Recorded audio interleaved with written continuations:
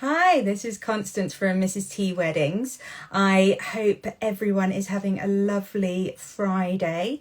I have some gorgeous fresh flowers and I'm so happy. And to celebrate the wonderful news of having fresh flowers, I'm going to be joined by a gorgeous florist today who is Jane, who runs Bicycle Blooms in Oxford. She has a little shop and she is an event florist as well, so covers weddings. There's all sorts of fabulous wedding styles, and we are just going to get her to join now. Let me get her on board. We will be able to start the chat and you'll be able to learn all about Jane's background and what she is doing at the moment. Here she is. Hello. Hello, how are you, gorgeous? Very well, thank you. Yes. Good. Yes. Fabulous. I'd like to say I'm in my shop, but I apologise, everyone. The internet's not working there, so I've dashed home. You've had a manic dash. Yes, I apologise. It's not. I had some flowers for you and everything that too. So I apologise. You'll have to send us some pictures in stories, and we'll be posting them and see. Because I think you're going to have some gorgeous tulips for us, won't you? Yeah, they've just come in, so I've just got them in beginning to drink, and they're going to go in the window. I've just done a rainbow. I've got yellow, orange, pink, purple, red, and white, and I'm just going to sort of make it very simple. They're just all going to get placed into vessels and just make a colourful rainbow for the window for now. Right, well, that is what we all need. So thank you, because you're not selling them, you're doing that for the community. So thank you so much, because it makes a huge difference when people can walk past beautiful shop fronts that are celebrating happiness, not just the misery that most of us are seeming to live in at the moment. So thank you. And I think I understand that tulips are symbolic of like positivity and hope, I think. Good. So I don't know. I just thought, you know what, let's do it. So yeah. The right thing to do. So thank you. That's all right. I look forward to seeing all the pictures. That's okay. An absolute pleasure. Good. So I was just saying that you're the lovely Jane from Bicycle Blooms in Oxford, and you have a little shop and you also do the event floristry as well. So we'll talk a little bit about both, but tell us a little bit about how you started the business, what got you into floristry. I haven't always been a florist. I had 30 years in publishing. Wow. I used to head up a marketing team and I travelled internationally. But for the last 15 years, I commuted from London to, from Oxford to London, sorry, the other way around. And I sort of, that was 4 hours a day. And so I thought, big stint. Let's stop. I had an opportunity to stop. I mean, it's very sad to go. I loved my career. I wouldn't have changed those 30 years, but I felt I had an opportunity for change. And so I took some time off, reflected, what did I like? What, didn't really want to go back to what I'd done. So I did a little taster introductory floristry course at Tallulah Rose Flower School. Oh, fabulous. Then in Bath, but it's now up in Kendal. Yeah. And her style is very natural. She's very much into sustainable at the moment, no oasis at the moment. Yeah. So it's moving that direction, and got the bug, booked into her career change course, and also did a City and Guilds, did my level 2 City and Guilds. Yeah. Just to sort of have two ways of learning, 2 ways of interacting with other florists. And then the shop came up. It was not a flower shop. Oh, right. What was it before? It was, before me, it was a barber's. Ah, okay. But, and then before that, it was like a computer IT shop, because it's my neighbourhood, so I know it. Yeah. But when I was a student, because I was at Oxford Brookes, now it was Oxford Poly, but now Oxford. Yeah. It was, hello, the Chester Arms. I know. Can you send us some food? I'd like one of your Sunday roasts right now. So when I was a student, I used to cycle bikes. I used to row, so I'd go up and down Magdalen Road the whole time. Yeah. And it was a bicycle shop. Hence the name Bicycle Blooms. Yeah. So it's a sort of nod back to that. And so I just opened really quietly, by myself. Yeah. And I've just grown organically. Yeah. in the neighborhood with a lovely local community following.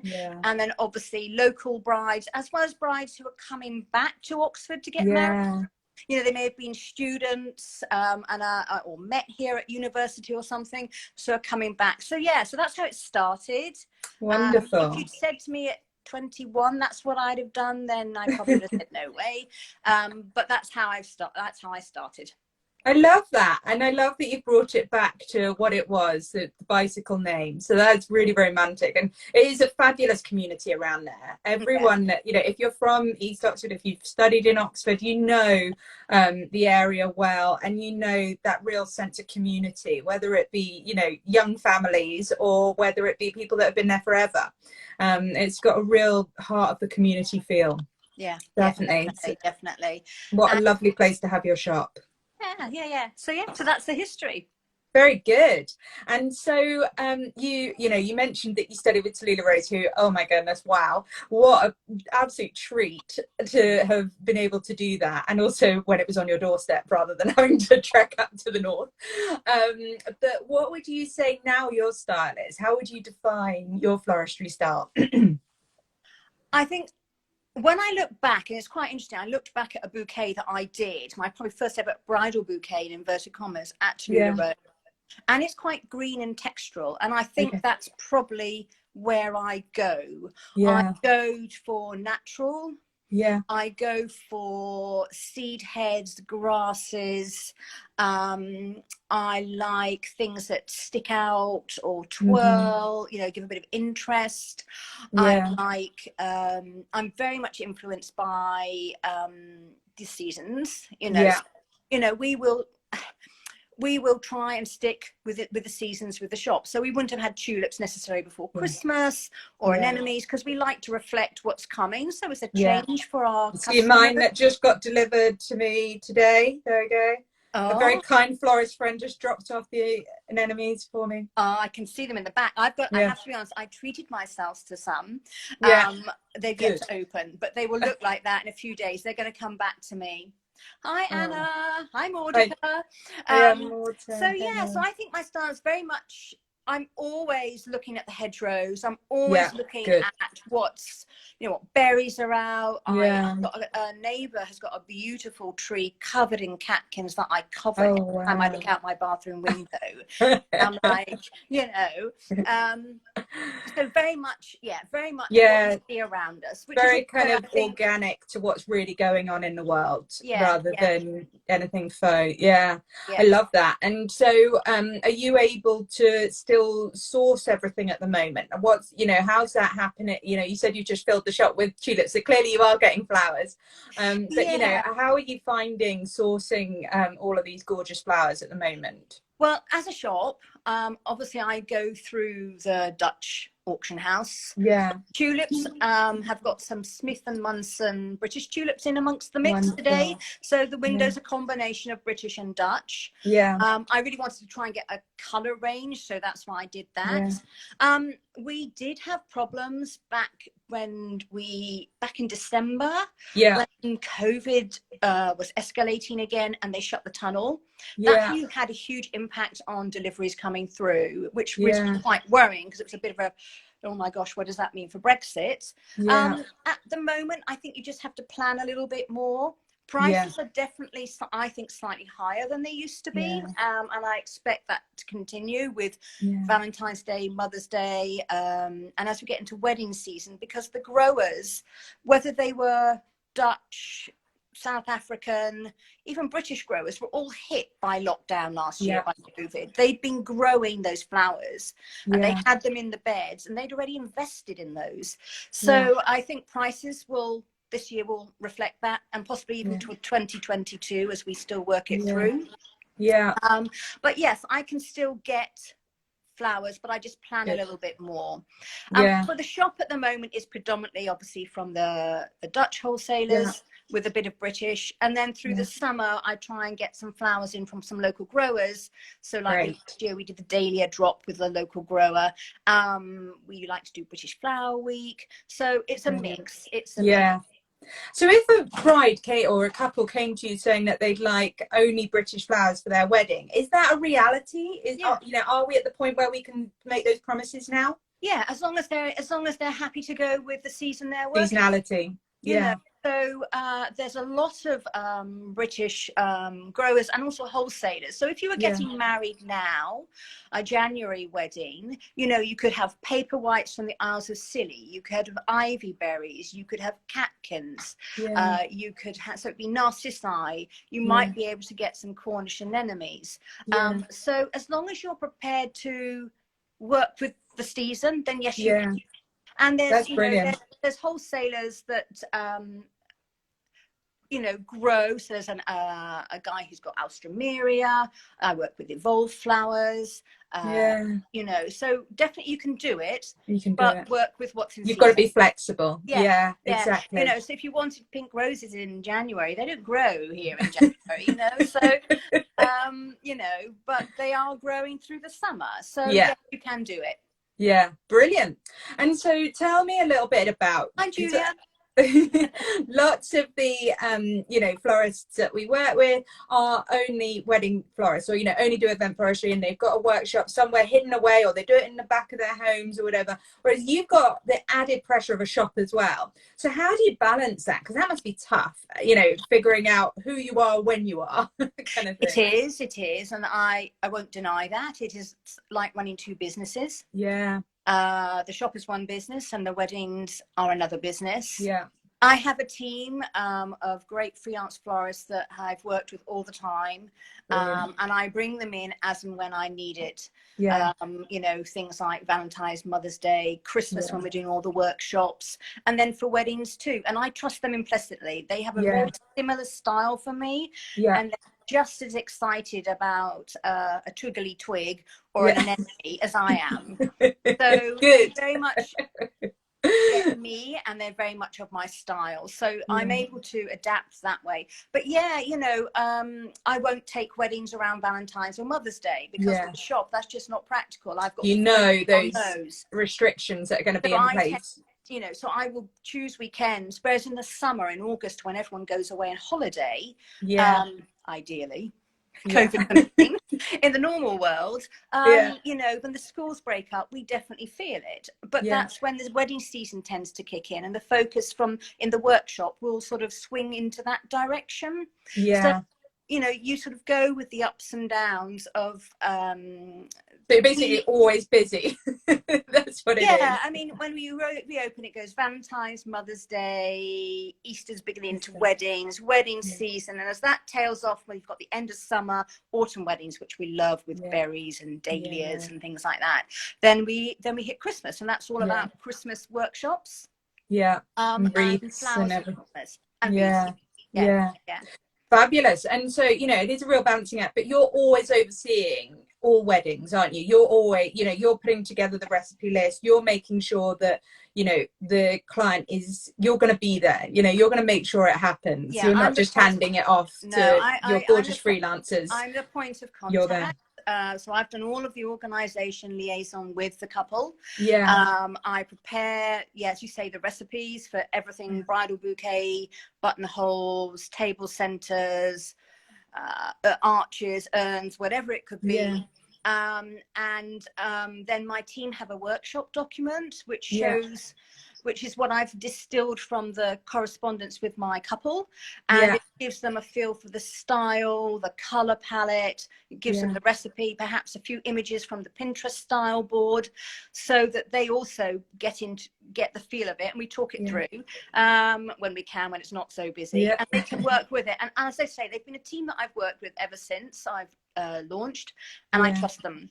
And if they're not sure of something, they'll always ask me. They know to ask. I'm in the shop, I'm in the workshop, so it's like, is that what you're wanting, Jane? Yeah, perfect. Do the another 5 sort of thing. So no, I will oversee it. And then I work with, on the day when we're delivering, obviously you have to be sometimes in 2 or 3 places, or delivering the wedding party flowers to a house, perhaps a private house, whilst over here the venue you may be looking setup. So that has to be juggled a bit, but I will make sure that I try and get round to everything. So I like to deliver the the bridal party flowers. It's, you know, that moment is so special when you open the door with the flowers and everyone's yeah, you know, that's it. And then you know, so sometimes, you know, then I've got the time then to get back, and then we go on to the venue. It really depends on the day.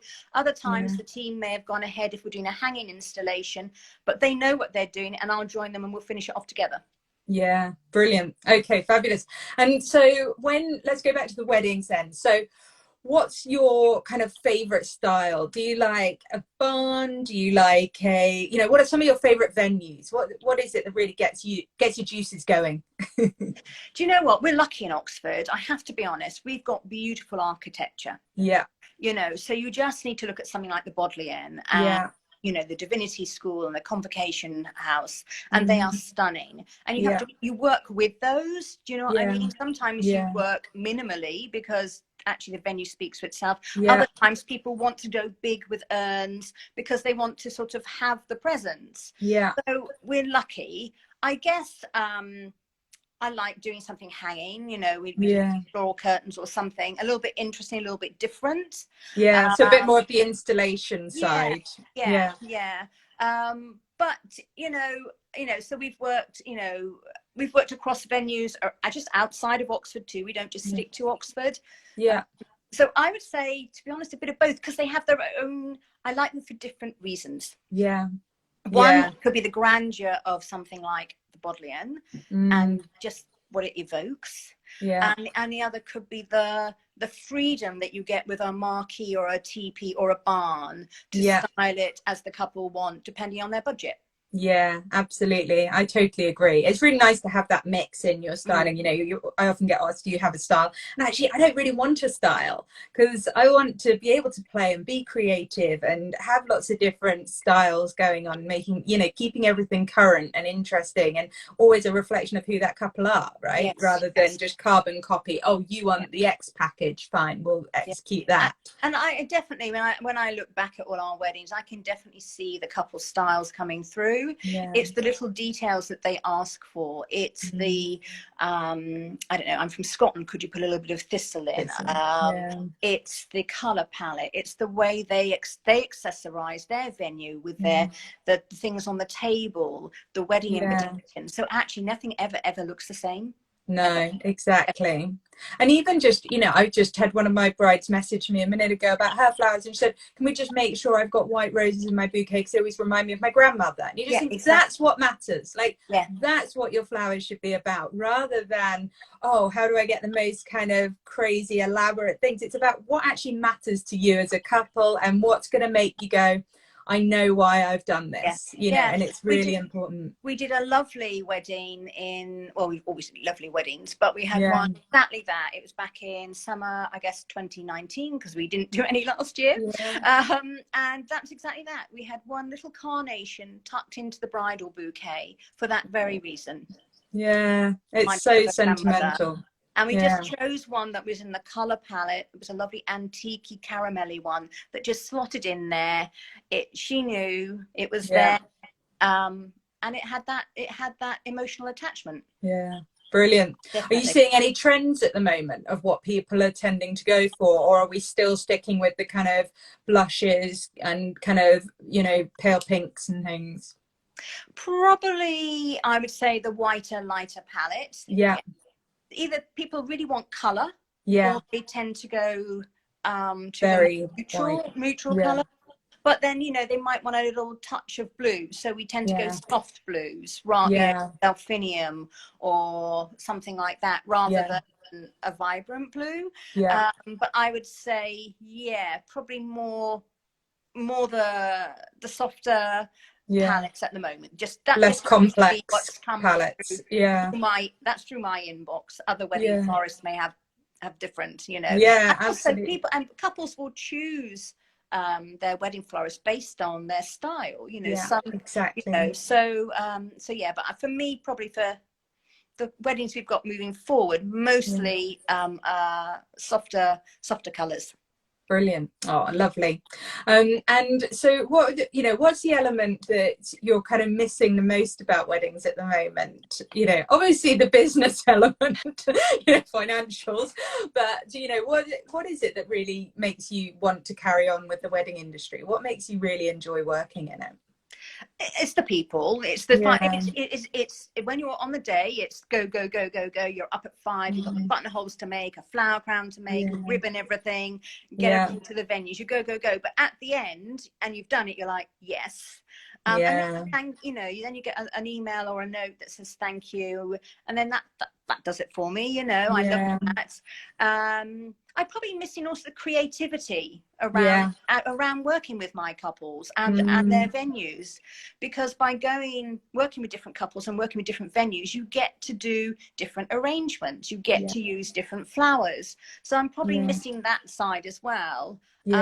Sharing the joy of flowers, for sure. So that's probably what I miss, is sort of the sort of seeing the couples on their day and the creativity that goes with it. That personalization.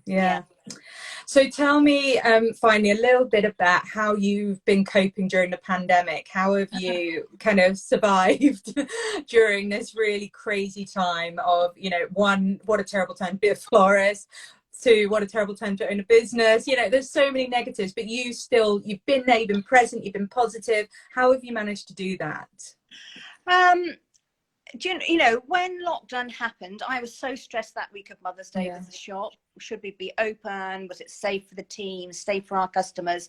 So when we we had to shut, everything just went doof. It stopped. The world stopped, didn't it? The world stopped and we stopped. I couldn't do anything. The shop didn't require anything. And we had wedding couples.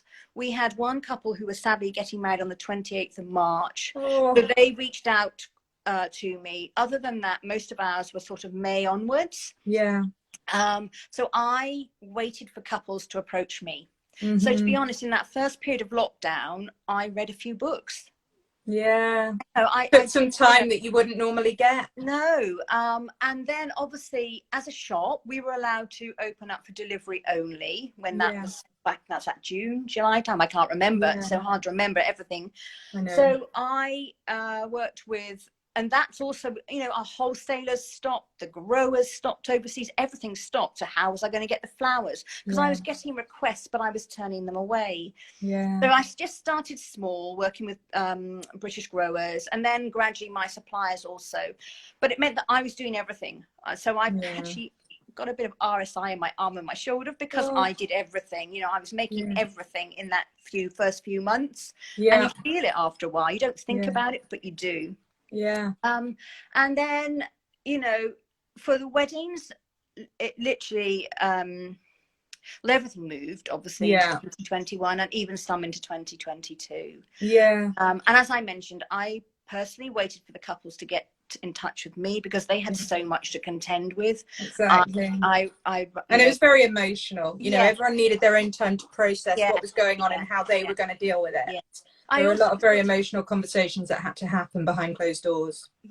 And obviously there were no new inquiries coming in at that point. So it was all about the shop through the summer and just doing sort of contactless delivery and then click and collect and delivery, and then when people could come in. So it was doing that and then responding to couples. I personally made a decision not to take on many more weddings in 2021 because I wanted to move with all my couples from 2020, but that was just a personal decision, and I've been able to do that. We picked, we were able to help couples who wanted some smaller weddings as a shop. So we did a couple of small micro weddings, and that was really special to be involved with because the stories behind those were special, aren't they?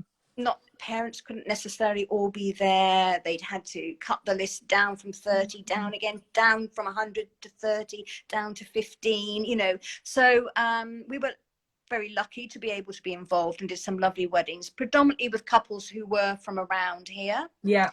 And then it was just sort of once the couples had moved into 2021 and 22, there was nothing much we could do at that point, because we had to wait for Brexit. What does that mean for prices?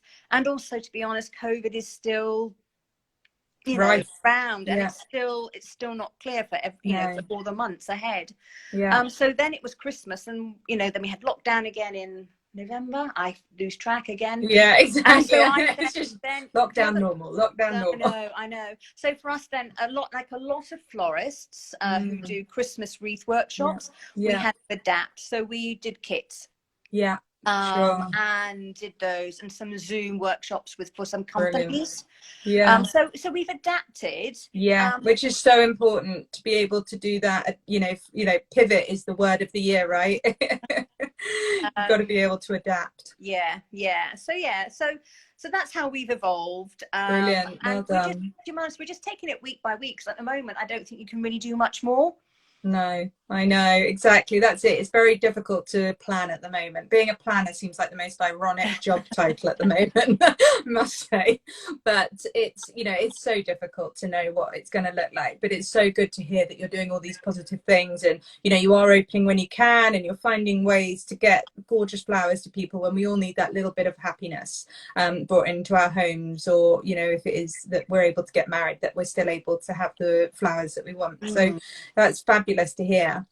Brilliant. Well, thank you so much for your time today. If people want to get in touch with you, you're part of Suite 15, we need to mention. You are part of Suite 15. So anybody who wants to have one of these smaller, more intimate weddings, 15-person weddings or more, whatever the restrictions of the day are, for 15k, then get in touch. We can organize that, and we can have Jane be your florist for that day.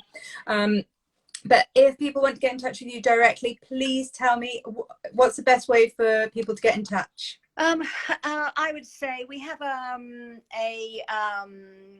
contact form on the website. Right. hello@bicycleblooms.com. That's probably the best at the moment, because we're not in the shop the whole time at the moment. So I would say hello@bicycleblooms.com for now. At www.bicycleblooms.com, or obviously you can message via Instagram. But I'm trying. And you look after your Instagram. It's you they're talking to if they send a DM. Oh yeah. I do all the social media. Yeah. Fabulous. Oh, that's so good. Look, thank you so much for your time today, Jane. Go off and enjoy those tulips. Make the rainbow happen, and have a fabulous weekend. That's an absolute pleasure, and thank you everyone for joining us. I really appreciate it. Thank you. Oh, hello, Matt. How are you? You're getting a lot of love on here, Jane. I love this. Everyone loves you. True community spirit. What we want. No, it's been an absolute pleasure. And I just for everyone out there, whether they're in the floral industry, the wedding industry, a small business, and particularly events industry, it's been a hard year. So I sort of it's hard for everyone, and we appreciate all the support and all the cheers and the nice comments we get, and we really do. Exactly. It means a lot, doesn't it? When you can't get the thank you notes, getting these little messages, they really make a difference. Yeah. Oh, brilliant. Well, thank you so much. Have a lovely weekend. Happy Friday, everybody, and speak to you soon. Thank you. Take care, everyone. Bye.